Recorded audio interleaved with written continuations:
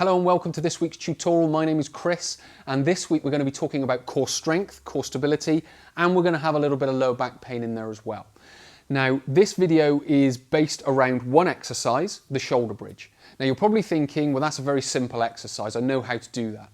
But you might know how to go into the position, but you might not know some of the key teaching points that are going to help you get the most from the exercise. Because over the last sort of 11 years, since 2008, I've been going into gyms every single day, all around the country.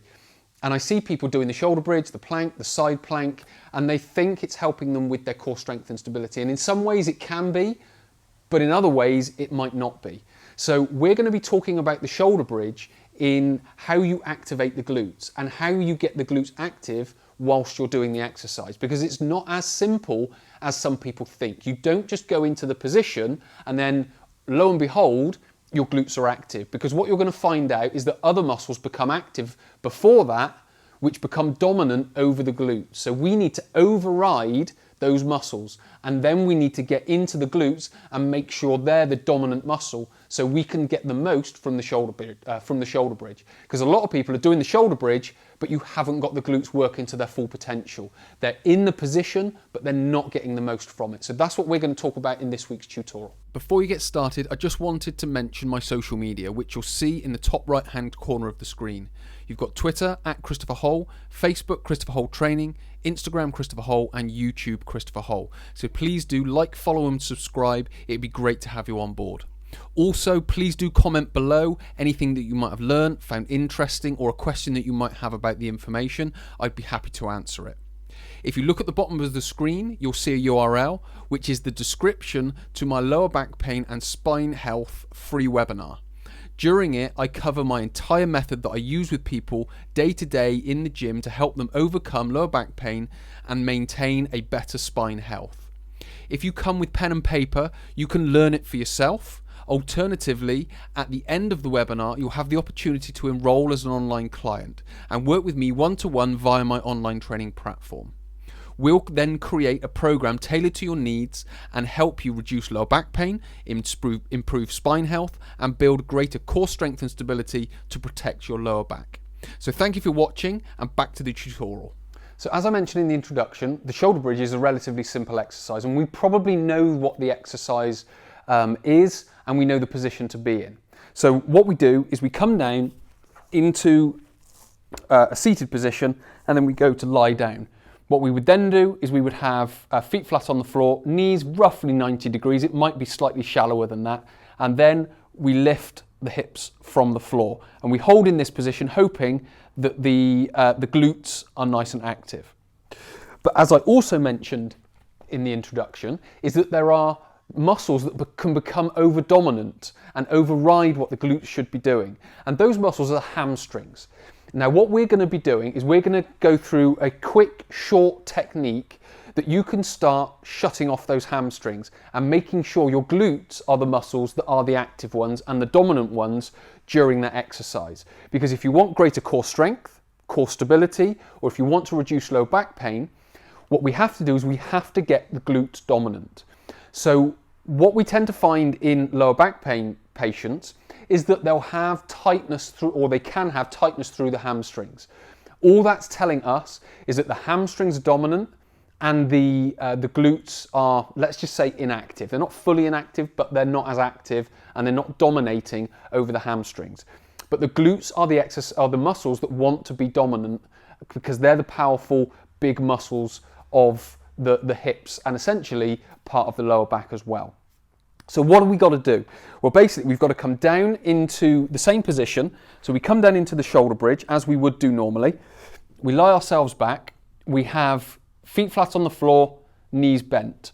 Now, what we need to do is, first of all, is not lift the hips, but we just need to clench our glutes. So we just need to squeeze the butt cheeks together. Now, we just need to feel, are our hamstrings solid or are they relaxed? Because if they're solid, we need to turn them off. So all we do is we squeeze the butt cheeks and we just learn to relax the hamstrings just using our fingers, like so. Now, what you might find is that you're finding it quite hard to relax your hamstrings. You can then use a band, which I'll explain in a second. But for now, we just want to now just clench our glutes and relax our hamstrings. What that then starts to give us is a glute max muscle that can now start to dominate over the hamstrings. If it can dominate over the hamstrings, it's going to be a lot healthier for our pelvis, it's going to be a lot healthier for our spine as well. And it's also going to improve how our core strength and stability improves as we start doing exercise for it. So as I've mentioned, it's not just about going into a shoulder bridge exercise, because you might have dominant hamstrings within it. What we have to do is get the glutes dominant. So the next thing we do, part 2, is lifting the hips. So again, we come back into the position, we lower ourselves down, feet and knees, feet flat on the floor, knees bent. We can squeeze the glutes, test for the hamstrings. Okay, they're relaxed. What I then do is I then start extending the hip. Now, I just want to now retest the hamstrings with my fingers. Are they relaxed? Are they turning on?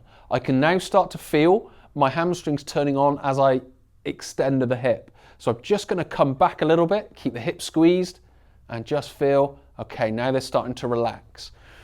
And what I would do is I would continue to just be doing that exercise, and just every time they start to turn on, just come below it slightly, get them back off, and then work back up into that hip extension. So all the way until I get right to the top, I can feel relaxed hamstrings. They will start to switch on, but they don't want to be dominating over the hips. We want to be able to get them in the hips with a little bit of contraction through the hamstrings. So that's the kind of thing that we're going to be looking for. What we can then do in part number 3 is include a band. So part number 3 is all about using a resistance band. Now the resistance band can be really good because what it's going to do is it's going to activate muscles of the side of the hip here, so the glute medius and glute minimus.